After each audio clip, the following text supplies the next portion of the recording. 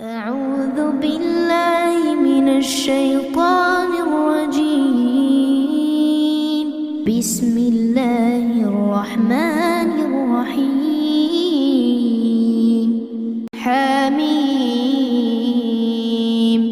تنزيل من الرحمن الرحيم كتاب فصلت آياته قرآنا عربيا لقوم يعلمون بشيرا ونذيرا فأعرض أكثرهم فهم لا يسمعون وقالوا قلوبنا في أكنة مما تدعونا إليه وفي آذاننا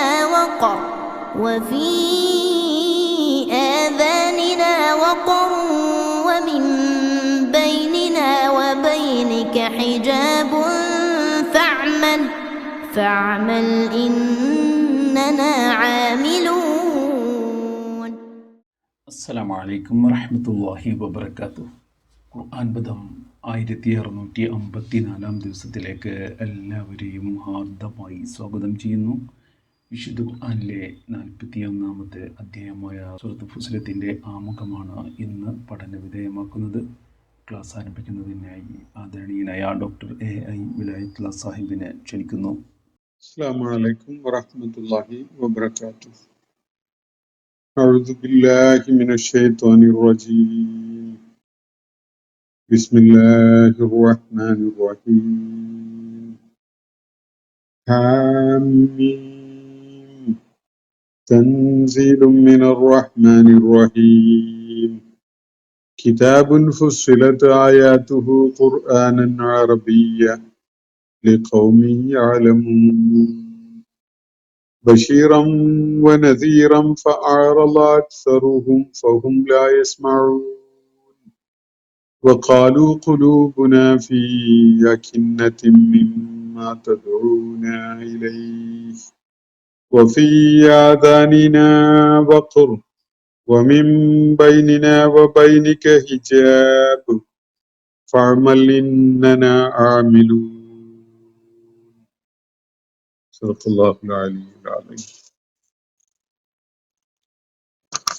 സ്നേഹാദരണീയരായ സഹോദരന്മാരെ, വിശുദ്ധ റമദാനിന്റെ നാളുകളിലേക്ക്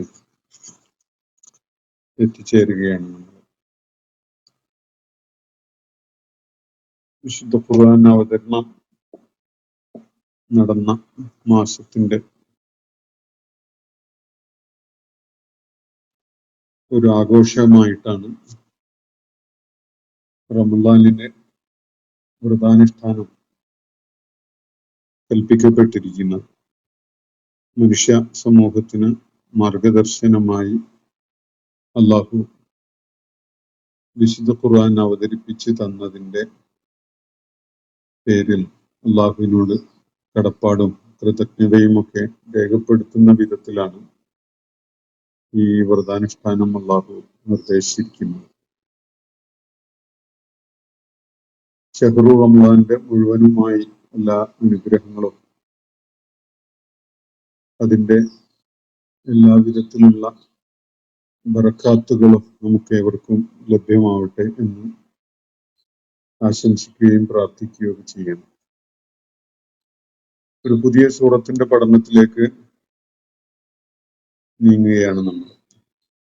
വിശുദ്ധ ഖുർആനിലെ 41-ാമത്തെ അധ്യായമായ സൂറത്ത് ഫുസ്സിലത്താണ് നമ്മൾ പഠന വിധേയമാക്കാൻ മുതിരുന്നത്. 2 പേരുകളിലാണ് ഈ സൂറത്ത് അറിയപ്പെടുന്നത്. ഒന്ന്, ഞാനിപ്പോൾ നിങ്ങളെ കേൾപ്പിച്ച വിധത്തിൽ ഫുസ്സിലത്ത് എന്നാണ്. ഒരു ക്രിയാരൂപത്തിലുള്ള ഒരു പദമാണത്. ഈ സൂറത്തിലെ 3-ാമത്തെ ആയത്തിന്റെ തുടക്കത്തിൽ കിതാബുൻ ഫുസ്സിലത്ത് ആയാതുഹു എന്ന് കാണാം. ആ പ്രയോഗം ഫുസ്സിലത്ത് എന്ന വാക്ക് ഈ സൂറത്തിനെ അടയാളപ്പെടുത്തുന്ന ഒരു പേരായിട്ട് അംഗീകരിക്കപ്പെടുകയാണ് ചെയ്തിട്ടുള്ളത്. ഫുസ്സിലത്ത് എന്നാണ് ഒരു പേര്. മറ്റൊരു പേര് ഹാമീം അസ്സജദ എന്നാണ്. ഈ സൂറത്ത് തുടങ്ങുന്നത് 2 അക്ഷരങ്ങൾ കൊണ്ടാണ്, മുഖത്താഴത്തായ 2 അക്ഷരങ്ങൾ, ഹാഉം മീമും. അതുപോലെ ഈ സൂറത്തില് 38-ാമത്തെ ആയത്ത് സുജൂദ് ആവശ്യമായ ഒരായത്താണ്. അപ്പോ അവിടെ ഒരു സുജൂദ് നിർവഹണമുണ്ട്. തിലാവത്തിന്റെ സുജൂദ് നിർവഹിക്കേണ്ട ആയത്തുകളുടെ കൂട്ടത്തിൽ പെട്ടതാണത്.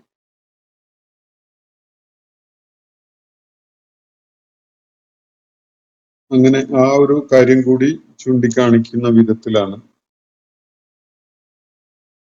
ഈ സൂറത്തിന് തുടക്കത്തിലെ മുഖത്താഴത്തുകളായ ഹാഉം മീമും ചേർത്ത് അതിനോട് അസജദ എന്ന പദവും ചേർത്തുകൊണ്ടാണ് ഇതിന്റെ 2ാമത്തെ പേര് പ്രയോഗത്തിൽ വന്നിട്ടുള്ളത്. ഹാമീം അസ്സജദ എന്നാണ് അത് വായിക്കുക. ഹാമീം അസ്സജദ. ആദ്യത്തെ പേര് ഫുസ്സിലത്ത് എന്നാണ്. വ്യത്യസ്തമായ രീതികളിൽ മുസഫുകളിൽ ഇത് ഉപയോഗിച്ചത് അല്ലെങ്കിൽ എഴുതി രേഖപ്പെടുത്തിയത് കാണാൻ സാധിക്കും. ചില മുസഫുകളിൽ ഫുസ്സിലത്ത് എന്ന് മാത്രമേ ഉള്ളൂ, ചിലതിൽ ഹാമീം അസ്സജദ എന്നാണ് കാണുക. രണ്ടും പ്രചാരത്തിലുള്ള പേരുകൾ തന്നെയാണ്. 54 ആയത്തുകൾ അടങ്ങിയ മക്കയിൽ അവതരിക്കുകയുണ്ടായ സൂറത്താണ് സൂറത്ത് ഫുസ്സിലത്ത്. മക്കയിൽ നബി സല്ലല്ലാഹു അലൈഹി വസല്ലമയുടെ ദൗത്യ നിർവഹണം ആരംഭിച്ച് വളരെയേറെ ഒന്നും പിന്നിട്ടിട്ടില്ല. ഹംസ റളിയല്ലാഹു അൻഹു ഇസ്ലാം സ്വീകരിച്ച അത് സൃഷ്ടിച്ച ചില അലയൊലികളൊക്കെ അന്തരീക്ഷത്തിൽ നിലനിൽക്കുന്ന ഒരു ഘട്ടത്തില്, എന്നാൽ ഒരു വലിയ വഴിത്തിരിവാകുന്ന വിധത്തില് ഉമർ റളിയല്ലാഹു അൻഹു ഇസ്ലാമിലേക്ക് കടന്നു വരുന്ന ഒരു സംഭവം വൈകാതെ തന്നെ അരങ്ങേറുന്നുണ്ട്.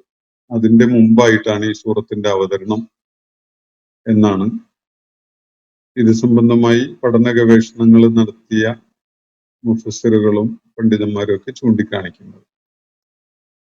മക്കയിലെ ആദ്യഘട്ടത്തില് ഹംസ റളിയല്ലാഹു അൻഹു ഇസ്ലാമിലേക്ക് വന്നതിനെ തുടർന്നുള്ള, എന്നാൽ ഉമർ റളിയല്ലാഹു അൻഹുവിന്റെ ഇസ്ലാമാശ്ലേഷണം നടക്കുന്നതിന് മുമ്പായുള്ള ഘട്ടത്തിലാണ് ഈ സൂറത്തിന്റെ അവതരണം എന്നാണ് ചൂണ്ടിക്കാണിക്കപ്പെടുന്നത്. ഇതിന്റെ പേര് ഞാൻ സൂചിപ്പിച്ച പോലെ ഫുസ്സിലത്ത് എന്നതാണ് ഒരു പേര്, ഹാമീം അസ്സജദ എന്നതാണ് 2ാമത്തെ പേര്. അപ്പോ ഈ സൂറത്തിന്റെ അവതരണവുമായി ബന്ധപ്പെട്ടുകൊണ്ടുള്ള ചില വിവരണങ്ങൾ മുഫസ്സിറുകൾ നൽകുന്നുണ്ട്. ഈ സൂറത്തിന്റെ അവതരണവും അതിന്റെ ഉള്ളടക്കവും ഒക്കെയായിട്ട് ബന്ധമുള്ള ചില നിരീക്ഷണങ്ങളാണ്. യഥാർത്ഥത്തിൽ ഈ സൂറത്തിന്റെ അവതരണ പശ്ചാത്തലവും ഇതിന്റെ ഉള്ളടക്കവും വളരെയേറെ പരസ്പരം ബന്ധപ്പെട്ട് കിടക്കുന്ന ഒരു കാര്യമാണ് എന്നത് കാണാൻ സാധിക്കും.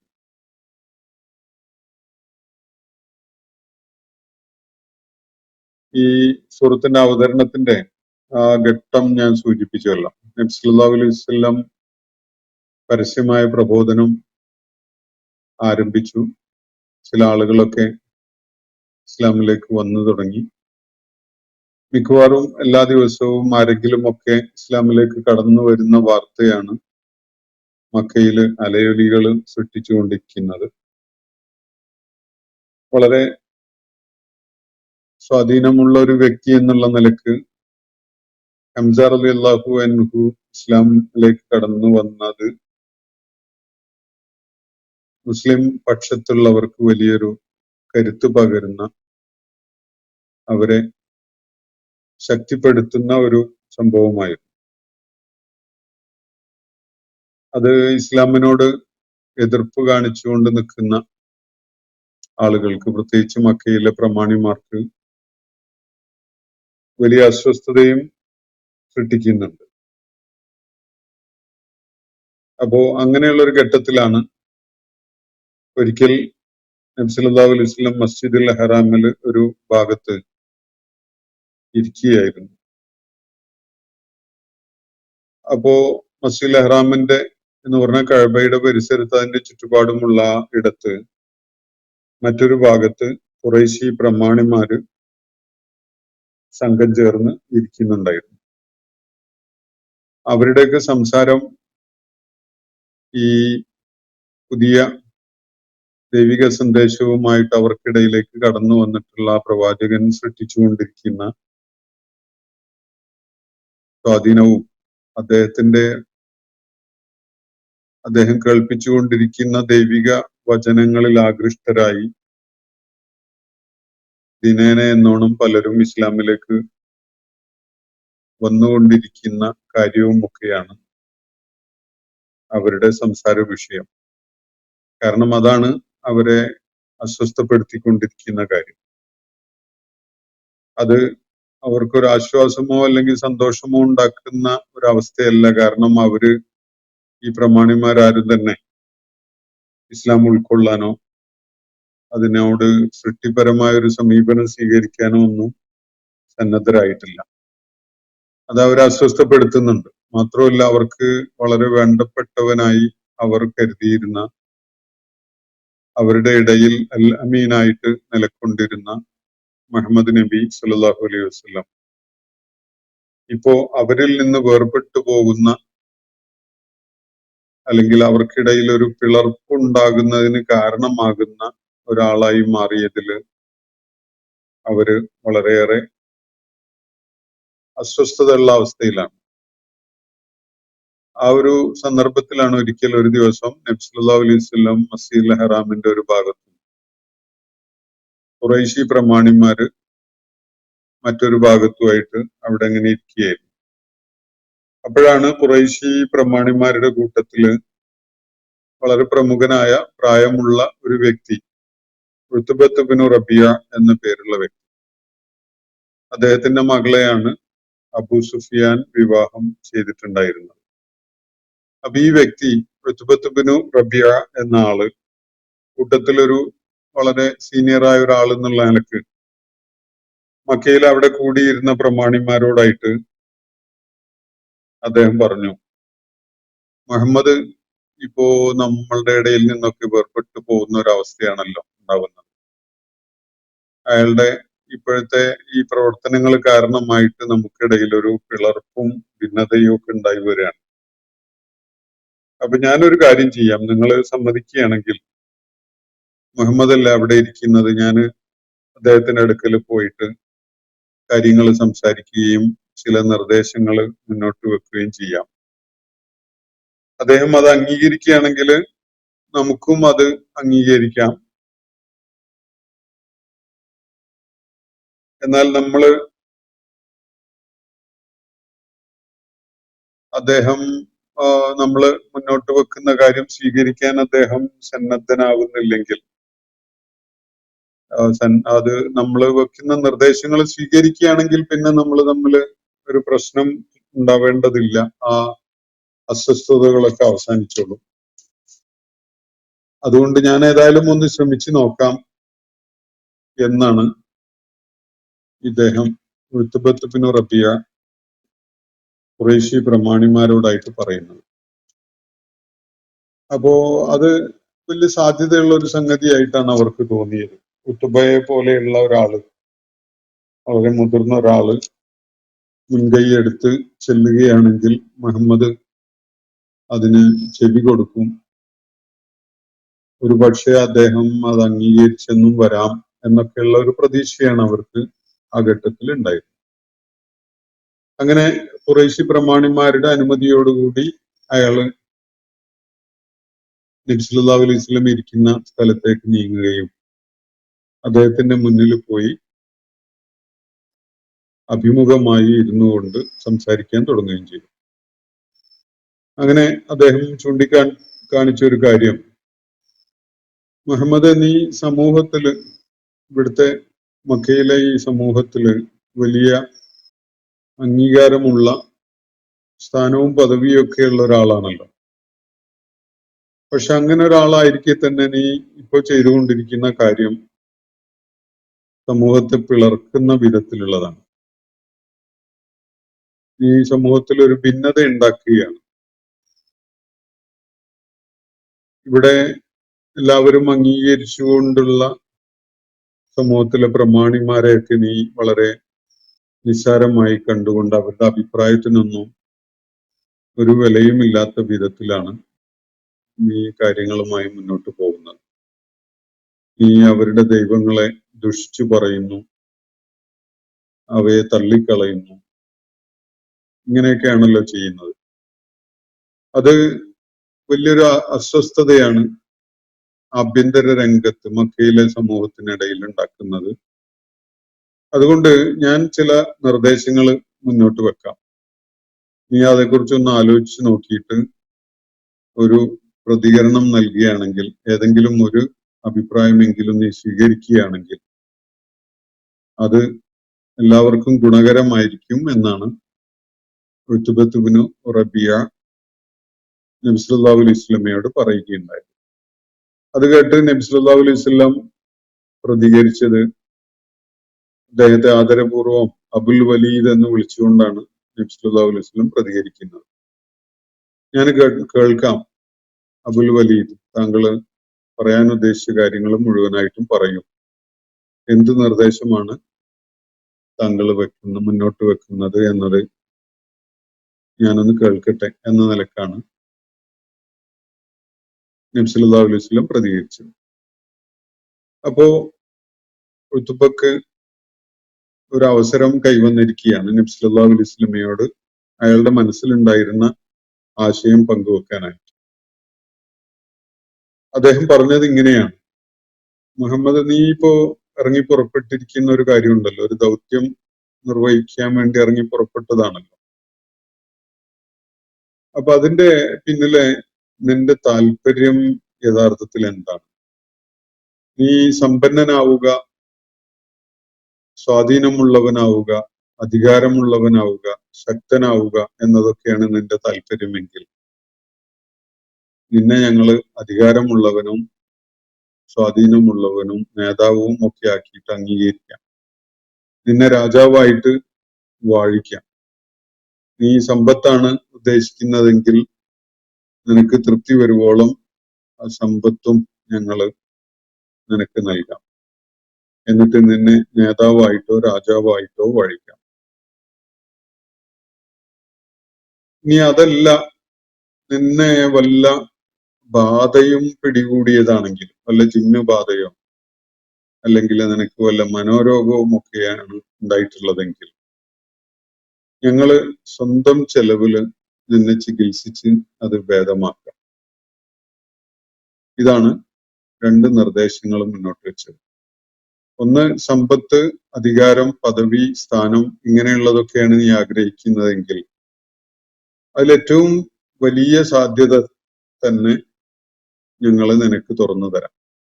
സമ്പത്ത് തരാം, നിന്നെ അധികാരമുള്ള രാജാവാക്കി മാറ്റാം, നേതാവായി അംഗീകരിക്കാം, ഇങ്ങനെയുള്ളതൊക്കെ ചെയ്യാം. അതല്ല, നിന്നെ വല്ല മാനസികമായ അസ്വസ്ഥതയും പിടികൂടിയത് കൊണ്ടാണ് ഇങ്ങനെയുള്ള സംസാരവുമായിട്ട് രംഗത്ത് വന്നിട്ടുള്ളതെങ്കിൽ അത് ഒരു ജിന്നുബാധയാവാൻ സാധ്യതയുണ്ട്. അതുകൊണ്ട് ഈ മനോരോഗത്തിൽ നിന്ന് നിനക്ക് മുക്തി നൽകുന്ന വിധത്തില് നിനക്കൊരു ചികിത്സ ആവശ്യമാണ്. അത് ഞങ്ങൾ സ്വന്തം ചെലവില് ചെയ്തു കൊള്ളാം എന്നാണ് ഇദ്ദേഹം മുന്നോട്ട് വെച്ച, ഉത്ബത്ത് ഇബ്നു റബിയ മുന്നോട്ട് വെച്ച നിർദ്ദേശം. അപ്പോ സ്വന്തം ചെലവില് ചികിത്സിക്കാം. യഥാർത്ഥത്തില് നബി സല്ലല്ലാഹു അലൈഹി വസല്ലം ഇത് വളരെ ശ്രദ്ധാപൂർവം ഇയാൾ പറയുന്നതൊക്കെ കേട്ടിരിക്കുകയായിരുന്നു. ഇത് രണ്ടും നബി സല്ലല്ലാഹു അലൈഹി വസല്ലമയെ വളരെയേറെ വില കുറച്ച് കാണുന്നതും അതുപോലെ നിന്ദിക്കുന്നതും ഒക്കെയാണ്. രണ്ടും വസ്തുതാപരവും അല്ലതാണ്. ഒന്നുകിൽ അവരുടെ തെറ്റിദ്ധാരണ കാരണമായി, അതല്ലെങ്കിൽ ഉദ്ദേശപൂർവം അദ്ദേഹത്തെ പുച്ഛിക്കുന്ന വിധത്തില്, വില കുറച്ച് കാണുന്ന വിധത്തിലുള്ള, ഒരു നിന്ദിക്കുന്ന വിധത്തിലുള്ള ഒരു സംസാരമാണല്ലോ ഇത്. രണ്ട് നിർദ്ദേശവും നബി സല്ലല്ലാഹു അലൈഹി വസല്ലമയുടെ മഹോന്നതമായ വ്യക്തിത്വത്തെ കുറിച്ച് അറിയുന്ന ആളുകളെ സംബന്ധിച്ചിടത്തോളം അദ്ദേഹത്തെ അപഹസിക്കുന്ന വിധത്തിലുള്ളതാണ്.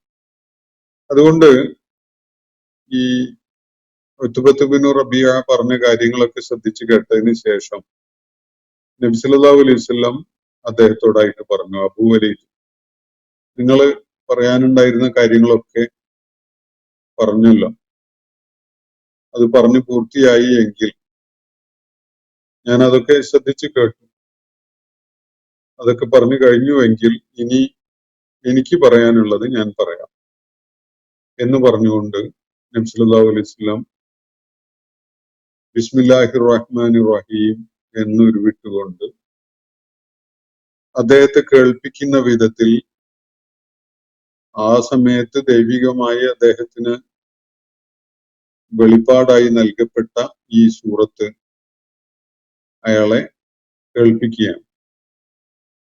ഈ സൂറത്തിന്റെ പാരായണം അതിന്റെ തുടക്കം മുതൽ ഉത്ബത്ത് ബിൻ റബീഅയെ നബി സല്ലല്ലാഹു അലൈഹി വസല്ലം പാരായണം ചെയ്ത് കേൾപ്പിക്കുകയാണ് ചെയ്യുന്നത്. ഉത്ബ ഈ സംസാരത്തിന്റെ അല്ലെങ്കിൽ ഈ ദൈവിക വെളിപ്പാടുകളിലെ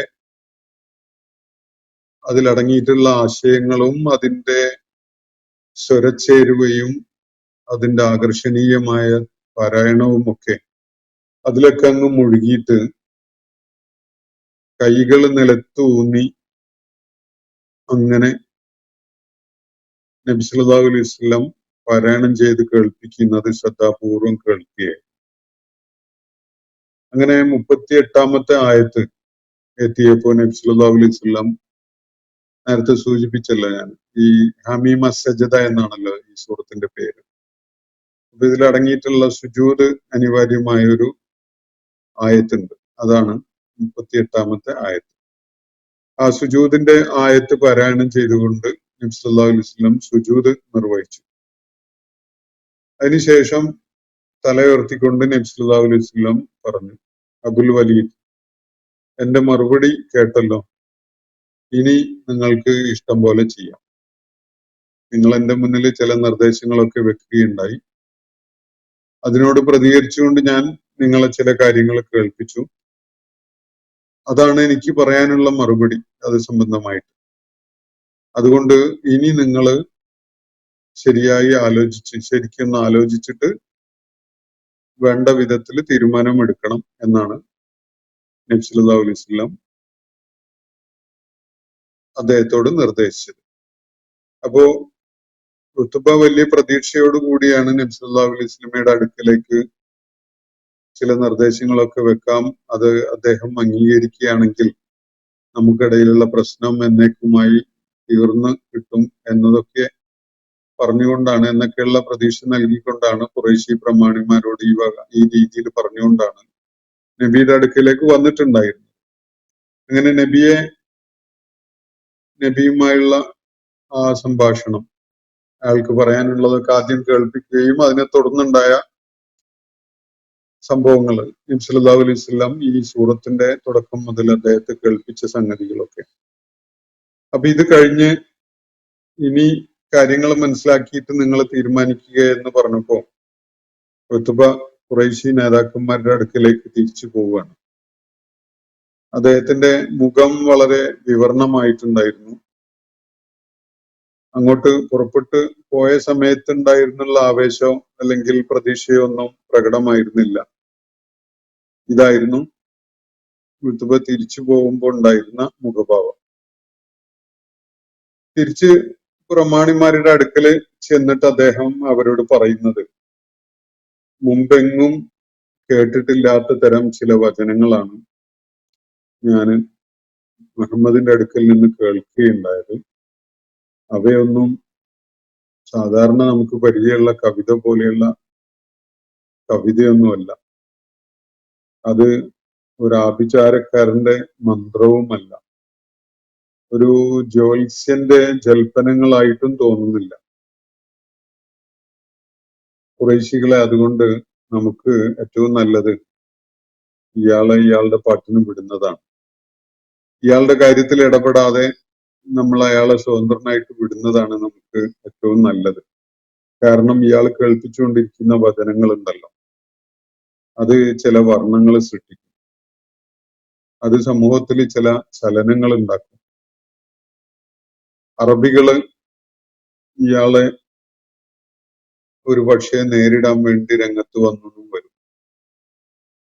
ചിലപ്പോ അറബികൾ ഇയാളുമായിട്ട് പോരടിച്ച് ഇയാളെ പരാജയപ്പെടുത്താനും ഇടയുണ്ട്. അങ്ങനെ അറബികൾ ഇയാളെ പരാജയപ്പെടുത്തുകയാണെങ്കിൽ നമ്മൾ ഇയാൾക്കെതിരിൽ കൈകൾ ഉയർത്തേണ്ട ആവശ്യം ഉണ്ടാവുകയില്ല. നമ്മൾ ആ ആവശ്യമില്ലാത്തൊരു സംഗതി ചെയ്യേണ്ടി വരുന്നതിൽ നിന്ന് നമ്മൾ രക്ഷപ്പെടും.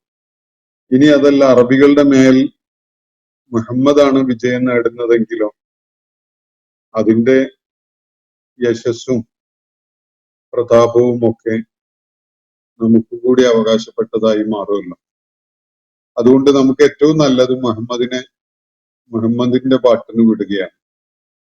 കാരണം അയാൾ കേൾപ്പിച്ചുകൊണ്ടിരിക്കുന്ന വാചകങ്ങള് വളരെ വ്യത്യസ്തതയുള്ള വാചകങ്ങളാണ്, മുമ്പൊന്നും കേട്ടിട്ടില്ലാത്ത വിധത്തിലുള്ളതാണ്. അത് സാധാരണ കവിതയോ ആഭിചാരകന്റെ ജൽപ്പനങ്ങളോ അങ്ങനെയുള്ളതൊന്നുമല്ല.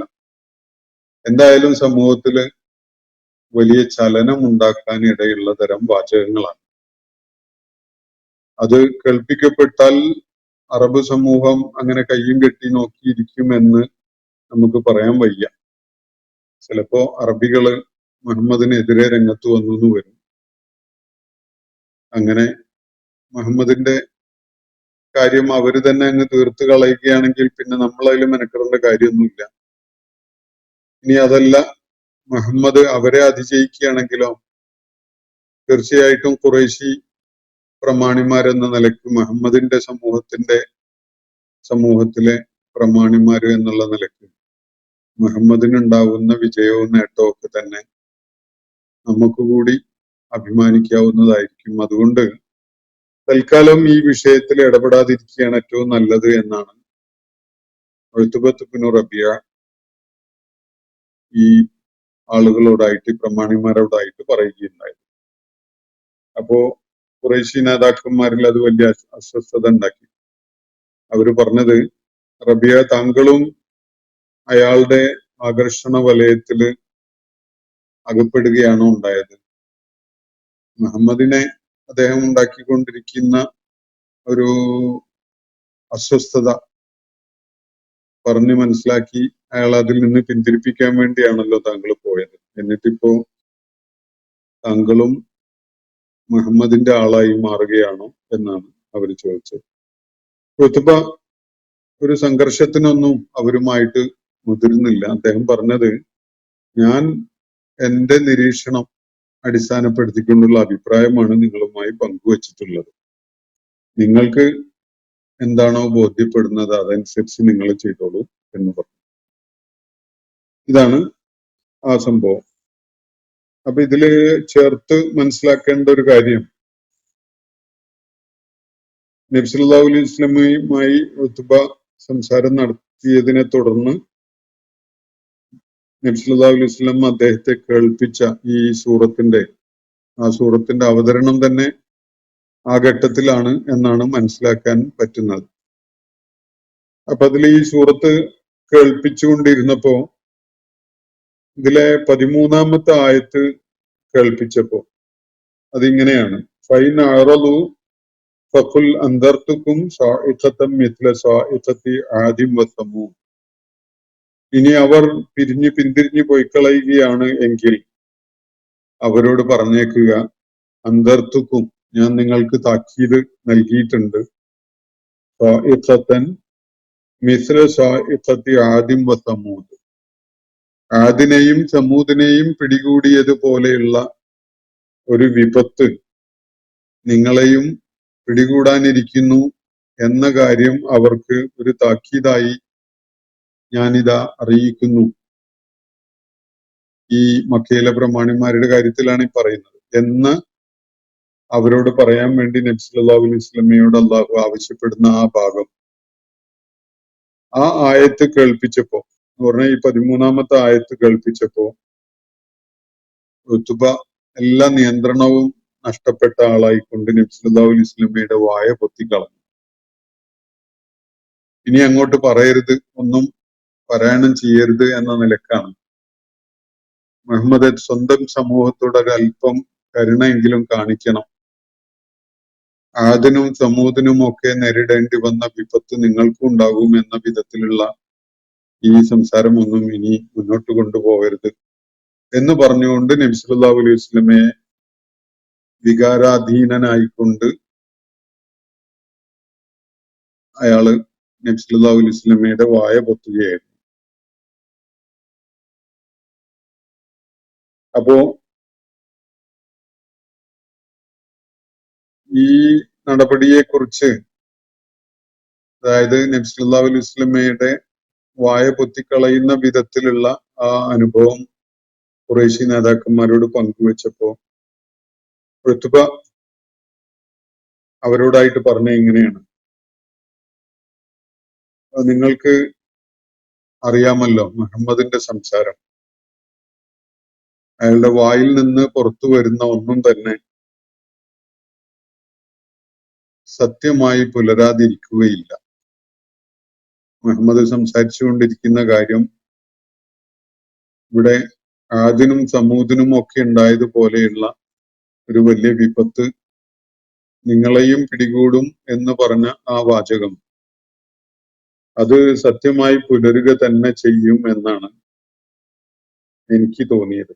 അതുകൊണ്ട് നമ്മുടെ മേൽ ഒരു ദൈവിക ശിക്ഷ വന്ന് പതിച്ചേക്കും എന്ന ഭയം എന്നെ പിടികൂടുകയുണ്ടായി. അതുകൊണ്ടാണ് ഞാൻ മുഹമ്മദിന്റെ വായ പൊത്തിക്കളഞ്ഞത് എന്നാണ് ഉത്ബ ഖുറൈശി നേതാക്കന്മാരോട് സംസാരിക്കുന്നതിനിടക്ക് നബിയുടെ വായ പൊത്തിപ്പിടിച്ച ഈ കാര്യത്തെ പരാമർശിച്ചുകൊണ്ട് പറഞ്ഞത്. അപ്പോ ഉത്ബത്തിന് റബിയ ആ സമൂഹത്തിലെ വളരെ പ്രായം ചെന്ന വളരെ മുതിർന്ന ഒരാളാണ്. അയാള് ഇടപെട്ടുകൊണ്ട് മുഹമ്മദ് നബി സല്ലല്ലാഹു അലൈഹി വസല്ലം ഇപ്പോ നിർവഹിക്കുന്ന കാര്യങ്ങളുടെ നിർവഹണം കാരണമായി സമൂഹത്തില്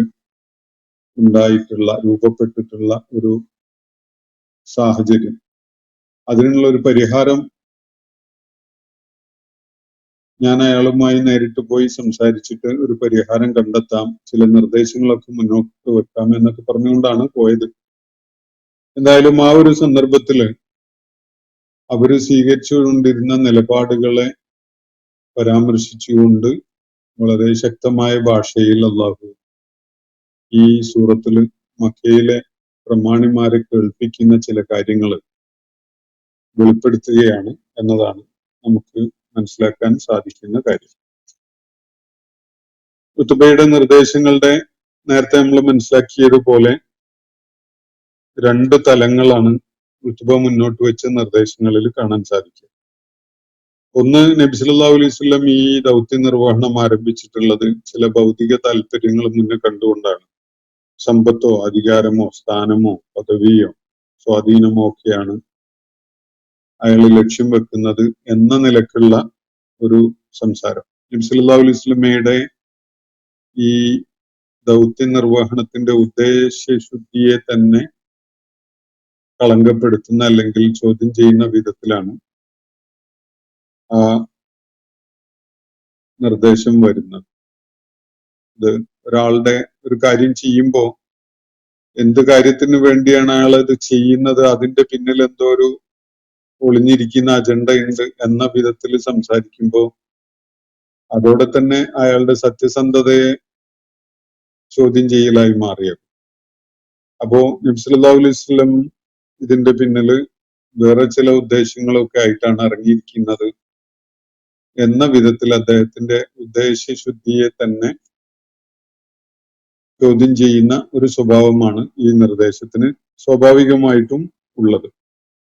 രണ്ടാമത് അദ്ദേഹം നടത്തിയ നിർദ്ദേശം, താങ്കൾക്ക് വല്ല ജിന്നുബാധയും ഉണ്ടെങ്കിൽ, വല്ല ഭ്രാന്തും പിടികൂടിയതാണെങ്കിൽ, വല്ല മനോരോഗത്തിനും അടിപ്പെട്ടതാണെങ്കിൽ ഞങ്ങൾ സ്വന്തം ചെലവിൽ അത് ചികിത്സിച്ച് മാറ്റിത്തരാം എന്ന് പറയുന്നത് വേറെ നിലക്ക് പറഞ്ഞാൽ നബി സല്ലല്ലാഹു അലൈഹി വസല്ലമയെ മുഖത്ത് നോക്കി അപഹസിക്കുന്നത് പോലെയുള്ള ഒരു വർത്തനാണ്.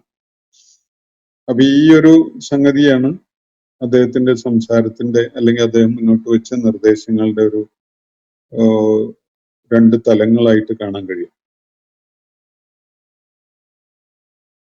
ഇവിടെ കേന്ദ്രമായിട്ട് ഈ സൂറത്തിന്റെ ഒരു കേന്ദ്ര വിഷയമായിട്ട് മുഖ്യമായിട്ട് നമുക്ക് കാണാൻ കഴിയുന്നത് നബി സല്ലല്ലാഹു അലൈഹി വസല്ലം അവരെ കേൾപ്പിച്ചുകൊണ്ടിരുന്ന വിശുദ്ധ ഖുർആനിലെ വാക്യങ്ങളോടുള്ള അവരുടെ പ്രതികരണമാണ്.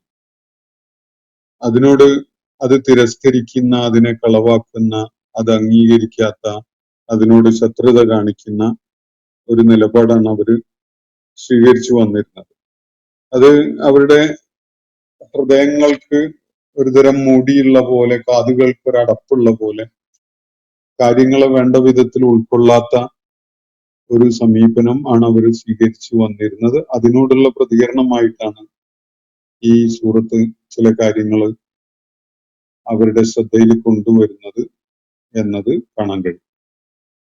ഒരു മതിൽക്കെട്ട് ഇരു കൂട്ടർക്കും ഇടയിൽ ഉണ്ടായി വന്നത് കാരണമായി എന്ന് പറഞ്ഞാൽ ആശയവിനിമയത്തിന്റെ സാധ്യതയെ അടച്ചു കളയുന്ന വിധത്തിലുള്ള ഒരു മതിൽക്കെട്ട് ഒരു ഭാഗത്ത് നബി സല്ലല്ലാഹു അലൈഹി വസല്ലമയും മറുഭാഗത്ത് മക്കയിലെ പ്രമാണിമാരും അവർക്കിടയിൽ ഒരു കമ്മ്യൂണിക്കേഷൻ സാധിക്കാത്ത വിധത്തിലുള്ള ഒരു ബാരിയർ ഉണ്ടായി വന്ന കാര്യമാണ് ഈ സൂറത്ത് ചർച്ച ചെയ്യുന്ന വിഷയങ്ങളിലൊന്ന്. അപ്പൊ അവരുടെ നബി സല്ലല്ലാഹു അലൈഹി വസല്ലമയോടായിട്ട് അവരൊരു താക്കീത് നൽകിയിട്ടുണ്ടായിരുന്നത്, നിങ്ങൾ ഈ പ്രബോധന ദൗത്യം നിർവഹിച്ചുകൊണ്ട് ഈ കാര്യങ്ങൾ പറഞ്ഞുകൊണ്ട് സമൂഹത്തിൽ വലിയ വിള്ളൽ ഉണ്ടാക്കുന്ന വിധത്തിലുള്ള പ്രവർത്തനങ്ങളുമായിട്ട് തന്നെ മുന്നോട്ട് പോവുകയാണെങ്കിൽ അത് താങ്കൾ തുടർന്നോളൂ, പക്ഷെ ഞങ്ങൾക്ക് എന്താണ് ചെയ്യാൻ പറ്റുക എന്നത് തീർച്ചയായിട്ടും ഞങ്ങൾ അന്വേഷിക്കും എന്നതാണ് അവരൊരു പ്രതികരണമായിട്ട് പറഞ്ഞിട്ടുണ്ടായിരുന്നത്. അപ്പോ നബി സല്ലല്ലാഹു അലൈഹി വസല്ലം അവരെ കേൾപ്പിച്ചുകൊണ്ടിരുന്ന ഈ ദൈവിക വചനങ്ങളെ അവ കൊണ്ട് ലക്ഷ്യമിട്ട കാര്യങ്ങൾ സാധിക്കാതെ വരുന്നതിനു വേണ്ടി മക്കയിലെ ആളുകൾ ചില തന്ത്രങ്ങളൊക്കെ ആ ഘട്ടത്തിൽ പ്രയോഗിച്ചു തുടങ്ങിയിട്ടുണ്ടായിരുന്നു. അതിലൊന്ന് നബി സല്ലല്ലാഹു അലൈഹി വസല്ലം വിശുദ്ധ ഖുർആന്റെ വചനങ്ങൾ അവരെ കേൾപ്പിച്ചുകൊണ്ടിരുന്നപ്പോ ബഹളം ഉണ്ടാക്കി ആളുകളുടെ ശ്രദ്ധ തിരിച്ചുവിടുകയോ ഖുർആൻ കേൾക്കുന്നതിന് തടസ്സമുണ്ടാക്കുകയോ ഒക്കെ ചെയ്യുക എന്നുള്ളതാണ് അവർ ചെയ്തിരുന്ന ഒരു കാര്യം. മറ്റൊന്ന്, ഖുർആന്റെ ആയത്തുകളെ വികലമാക്കുന്ന വിധത്തില് വിപരീതമായ അർത്ഥം കിട്ടുന്ന വിധത്തിലൊക്കെ അതിനെ മാറ്റിമറിച്ച് അത് കേൾപ്പിക്കുക എന്നുള്ളതും, തെറ്റിദ്ധാരണ പരത്തുന്ന വിധത്തിലുള്ള പദങ്ങളെ അങ്ങോട്ടും ഇങ്ങോട്ടും മാറ്റിക്കൊണ്ടൊക്കെ അതിനെ പാരായണം ചെയ്ത് ജനങ്ങളെ അതിലേക്ക് ആകൃഷ്ടരാകുന്നതിൽ നിന്ന് തടയുക എന്നതൊക്കെയാണ്. പലപ്പോഴും പലതും അതിൽ കൂട്ടിച്ചേർത്തും ചില ഭാഗങ്ങളൊക്കെ വെട്ടിമാറ്റിയൊക്കെയാണ് അവര് അത് ആളുകളെ കേൾപ്പിച്ചുകൊണ്ടിരുന്നത്. അങ്ങനെ ആശയക്കുഴപ്പം സൃഷ്ടിച്ചുകൊണ്ട് ആളുകൾ ഖുർആനിലേക്ക് ആകൃഷ്ടരാകുന്നതിനെ തടയാൻ വേണ്ടിയാണ് അവര് ശ്രമിച്ചത്. പിന്നെ അവര് വളരെ വിചിത്രമായ ചില വിമർശനങ്ങളും ഉന്നയിച്ചിരുന്നു. വിശുദ്ധ ഖുർആൻ അറബി ഭാഷയിലുള്ള ആയാത്തുകളായിട്ടാണല്ലോ അവരെ കേൾപ്പിക്കപ്പെട്ടിട്ടുള്ളത്. അവർ ചോദിക്കുന്നത്, ഇതിലെന്ത് കൗതുകാണുള്ളത്? അറബി സംസാരിക്കുന്ന ഒരാള് അറബിയിലുള്ള വചനങ്ങൾ കേൾപ്പിച്ചിട്ട് അത് ദൈവിക വചനമാണ്, തനിക്ക് വെളിപാടായിട്ട് ലഭിച്ചതാണ് എന്ന് പറയുന്നതിൽ എന്ത് അത്ഭുതം അല്ലെങ്കിൽ എന്ത് കൗതുകമാണുള്ളത് എന്നാണ് അവര് ചോദിക്കുകയുണ്ടായത്. യഥാർത്ഥത്തിൽ ഇയാള് മറ്റൊരു ഭാഷയിലുള്ള ഒരു വെളിപാട് ആണ് കേൾപ്പിച്ചിരുന്നതെങ്കിൽ അത് മുഹമ്മദിന് സംസാരിക്കാൻ കഴിയാത്ത മറ്റൊരു ഭാഷയാണ്. അത് മുഹമ്മദ് കേൾപ്പിക്കുന്നത് തീർച്ചയായിട്ടും അത് വെളിപാട് ആണ് എന്ന നിലക്ക് അംഗീകരിക്കപ്പെടും എന്നതാണ് അവര് വ്യക്തമായിട്ടോ അല്ലെങ്കിൽ ഒളിഞ്ഞ വിധത്തിലോ അവർ സൂചിപ്പിച്ചിരുന്ന കാര്യം. അറബിയിലുള്ള ഈ പാരായണം ഞങ്ങളെ കേൾപ്പിക്കുന്നത് അറബിയായ ഒരാള് കേൾപ്പിക്കുന്നതിൽ എന്ത് കൗതുകവും ഇരിക്കുന്നു എന്നതാണ് അവരുടെ ചോദ്യം. അറബി അല്ലാത്തൊരു ഭാഷയിൽ കേൾപ്പിക്കുകയാണെങ്കിൽ അത് ദൈവികമായി പഠിപ്പിക്കപ്പെട്ട വെളിപ്പാടാണ് എന്ന് നമുക്ക് മനസ്സിലാക്കാമായിരുന്നു എന്ന വിധത്തിലാണ് അവരത് സൂചിപ്പിക്കുന്നത്. പക്ഷെ അത് അവർ തെളിച്ച് പറയുന്നില്ല. കാരണം ഖുർആൻ അതിനെ പരാമർശിച്ചുകൊണ്ട് ഈ സൂറത്തിൽ ചില കാര്യങ്ങൾ പറയുന്നുണ്ട്. അറബി ഭാഷയിൽ കേൾപ്പിക്കുമ്പോൾ അവര് അതിൽ യാതൊരു അത്ഭുതവുമില്ല എന്ന വിധത്തിൽ പറയുന്നുവെങ്കിൽ, ഇത് മറ്റൊരു ഭാഷയിലാണ് കേൾപ്പിക്കപ്പെട്ടതെങ്കിൽ ഇത് അഅ്ജമി ഭാഷയിലല്ലേ, ഇതെങ്ങനെ ഞങ്ങൾക്ക് മനസ്സിലാകും എന്നുള്ള ആക്ഷേപമായിരിക്കും അവർ ഉന്നയിക്കുക. ഈ ഒരു കാര്യം ഖുർആൻ ഈ സൂറത്തിൽ ചൂണ്ടിക്കാണിക്കുന്നുണ്ട്. ഇതിനു പുറമെ ഈ ഒരു സൂറത്തിലായിട്ട് ഖുറൈശികളുടെ എതിർപ്പിനും വിമർശനത്തിനും ശത്രുതയ്ക്കൊക്കെയുള്ള മറുപടിയായി ഈ സൂറത്തില് ചില കാര്യങ്ങൾ ഒരു ക്രമത്തിൽ തന്നെ അള്ളാഹു അവതരിപ്പിക്കുന്നുണ്ട്. ഏകദേശം 10 മുഖ്യമായ ആർഗ്യുമെന്റ്സ് ആണ് ഈ സൂറത്തിൽ ആ നിലക്ക് അവതരിപ്പിക്കപ്പെടുന്നത്. അത് ഇപ്പോൾ ലിസ്റ്റ് ചെയ്ത് പറഞ്ഞു കേൾപ്പിക്കുന്നതിനേക്കാളേറെ ആ ബന്ധപ്പെട്ട ആയത്തുകളിലൂടെ കടന്നു പോകുമ്പോൾ ഞാൻ നിങ്ങളുടെ ശ്രദ്ധയിലേക്ക് അത് കൊണ്ടുവരാം. അപ്പൊ ഈ 10 മുഖ്യമായ ആർഗ്യുമെന്റ്സ് ആണ് ഖുറൈശികളുടെ നിലപാടുകളോടുള്ള പ്രതികരണം എന്നുള്ള നിലയ്ക്ക് ഈ സൂറത്തിൽ അവരെ കേൾപ്പിക്കപ്പെടുന്നത്. അത് നബി സല്ലല്ലാഹു അലൈഹി വസല്ലമയും സഹാബത്തും നേരിട്ട് കൊണ്ടിരുന്ന പ്രശ്നങ്ങളിലേക്ക് വെളിച്ചം വീശുന്ന, അവർ നേരിട്ട സാഹചര്യത്തെ വിശദമാക്കുന്ന, അവരുടെ പ്രതിസന്ധികൾ എന്തെന്ന് വ്യക്തമാക്കുന്ന വിധത്തിലുള്ള ആർഗ്യുമെന്റ്സ് ആണ്. അവരുടെ യഥാർത്ഥത്തിലുള്ള അവസ്ഥ, അവിടെ ഒരു പ്രബോധന ദൗത്യം നിർവഹിക്കാൻ കഴിയാത്ത, അതുപോലെ സത്യവിശ്വാസത്തിന്റെ മാർഗത്തിൽ നിലകൊള്ളാൻ കഴിയാത്ത ഒരവസ്ഥയാണ് ആ ഘട്ടത്തിൽ നബി സല്ലല്ലാഹു അലൈഹി വസല്ലമയും അനുയായികളും ആ ഘട്ടത്തിൽ നേരിട്ടുകൊണ്ടിരുന്നത്. ഇതില് ഈ സൂറത്തിന്റെ ഒരു ഉപസംഹാരം എന്നുള്ള നിലക്ക് സത്യവിശ്വാസികൾക്ക് ചില ധൈര്യപ്പെടുത്തലുകൾ നൽകുന്നത് കാണാൻ കഴിയും. ഈമാന്റെ കരുത്തോടുകൂടി അവർ നിലകൊള്ളുകയാണെങ്കിൽ, വിശ്വാസദാർഢ്യതയോടുകൂടി അവർ നിലകൊള്ളുകയാണെങ്കിൽ മലക്കുകൾ മുഖേന അവർക്ക് അല്ലാഹു സംരക്ഷണം നൽകുമെന്ന ഒരു വാഗ്ദാനം, അതുപോലെ സൽക്കർമ്മം ചെയ്യുന്നവരായും ദൈവിക മാർഗത്തിലേക്ക് ആളുകളെ ക്ഷണിക്കുന്നവരായും നിലകൊള്ളുകയാണെങ്കിൽ അത് തീർച്ചയായിട്ടും ഏറ്റവും ഉത്കൃഷ്ടമായ പ്രതിഫലം ഉണ്ടാക്കുന്ന അല്ലെങ്കിൽ ഫലം ഉളവാക്കുന്ന ഒരു കാര്യമായിരിക്കും എന്ന് കൂടി പറഞ്ഞുകൊണ്ട് അള്ളാഹു അവർക്ക് ആവേശം പകരുന്നത് ഈ സൂറത്തിൽ നമുക്ക് കാണാൻ കഴിയും. അപ്പോ ഒരു വിഷയം എങ്ങനെയാണ് കരിമ്പാറകൾ പോലെയുള്ള മനസ്സുമായി നടക്കുന്ന ഈ ആളുകളിലേക്ക് ഒരു വഴി, അവരുടെ ഹൃദയങ്ങളിലേക്ക് എത്തിച്ചേരാൻ ഒരു വഴി കണ്ടെത്തൽ എങ്ങനെയാണ് എന്നതാണ് നബി സല്ലല്ലാഹു അലൈഹി വസല്ലവും അനുയായികളും നേരിട്ടിരുന്ന ഒരു വലിയ പ്രതിസന്ധി. അവരുടെ ഹൃദയങ്ങളിലേക്ക് ഒരു ആശയം എത്തിച്ച് അവരുമായൊരു സംവാദം സാധ്യമാക്കുക എന്നത് വളരെ പ്രയാസമായിട്ട് അനുഭവപ്പെട്ടിരുന്ന ഒരു സമയമാണ്. അതിന് ഈ ഖുർആന്റെ ഈ സൂറത്തിന്റെ അവസാനത്തിലായിട്ട് അള്ളാഹു നൽകുന്ന ഒരു പ്രതിവിധി, നിങ്ങൾ അള്ളാഹുവിന് സമർപ്പിക്കുന്നവരായിക്കൊണ്ട് നിങ്ങളുടെ ധാർമ്മിക ബോധത്തോടെ, നിങ്ങൾ സമർപ്പണ ബോധത്തോടെ നിലകൊള്ളുകയാണെങ്കിൽ, അതുപോലെ ക്ഷമ അവലംബിച്ചുകൊണ്ട് നിലകൊള്ളുകയാണെങ്കിൽ ഏത് കഠിന ഹൃദയന്റെയും മനസ്സിലേക്ക് ഈ ആശയം എത്തിക്കാൻ നിങ്ങൾക്ക് സാധിക്കും. ഏത് കരിമ്പാറയെയും പിളർക്കാൻ നിങ്ങൾക്ക് ആ ഒരു നിലപാട് കൊണ്ട് സാധിക്കും എന്ന ഒരു കാര്യമാണ് സൂചിപ്പിക്കപ്പെടുന്നത്. അതുകൊണ്ട് അക്ഷമ ഉള്ളവരായി മാറുവാനോ അല്ലെങ്കിൽ പ്രകോപിതരായിട്ട് പെരുമാറുവാനോ ഒക്കെയുള്ള പ്രേരണ പിശാചിന്റെ ഭാഗത്തുനിന്ന് നിങ്ങൾക്ക് ഉണ്ടാകുന്നുവെങ്കിൽ നിങ്ങൾ അള്ളാഹുവിൽ അഭയം തേടുകയും സഹനം അവലംബിക്കുന്നവരാവുകയും ചെയ്യണം എന്നുള്ള ഒരു നിർദ്ദേശം കൂടി സൂറത്തിന്റെ അവസാനത്തിൽ നൽകപ്പെടുന്നത് കാണാൻ സാധിക്കും. അപ്പൊ ഈ സൂറത്ത് മുഖ്യമായിട്ട് പ്രതിപാദിക്കുന്ന ഈ 10 വാദഗതികൾ അല്ലെങ്കിൽ 10 ആർഗ്യുമെന്റ്സ് അത് മക്കയിലെ പ്രബോധിത സമൂഹത്തിന്റെ നിലപാടുകളുമായി ബന്ധപ്പെട്ടുകൊണ്ട് ക്രമത്തില് അവരെ കേൾപ്പിക്കുന്ന ചില കാര്യങ്ങളാണ്. ഈ കാര്യങ്ങളാണ് സൂറത്തിന്റെ കോർ മെസ്സേജ് ആയിട്ട് നമുക്ക് മനസ്സിലാക്കാൻ സാധിക്കുക. അവയെ വിശദമായിട്ട് ഇൻഷാ അല്ലാഹ് സൂറത്തിലെ ആയത്തുകൾ വിശദമാക്കുന്ന ഘട്ടത്തിൽ നമുക്ക് മനസ്സിലാക്കാൻ വേണ്ടി ശ്രമിക്കാം. ഇന്നത്തെ സെഷൻ ഞാനിവിടെ അവസാനിപ്പിക്കുകയാണ്. വാഖിറു ദഅ്വാന അനിൽ ഹംദുലില്ലാഹി റബ്ബിൽ ആലമീൻ. അസ്സലാമു അലൈക്കും വറഹ്മത്തുള്ളാഹി വബറകാതുഹു. ഇന്നത്തെ ഖുർആൻ പദം ഇവിടെ സമാപിക്കുന്നു. ഖുർആൻ പഠനത്തിൽ പങ്കെടുത്ത എല്ലാവർക്കും അല്ലാഹു അർഹമായ പ്രതിഫലം നൽകി അനുഗ്രഹിക്കട്ടെ. വആഖിറു ദഅ്വാന അനിൽ ഹംദുലില്ലാഹി റബ്ബിൽ ആലമീൻ. അസ്സലാമു അലൈക്കും വറഹ്മത്തുള്ളാഹി വബറകാതുഹു.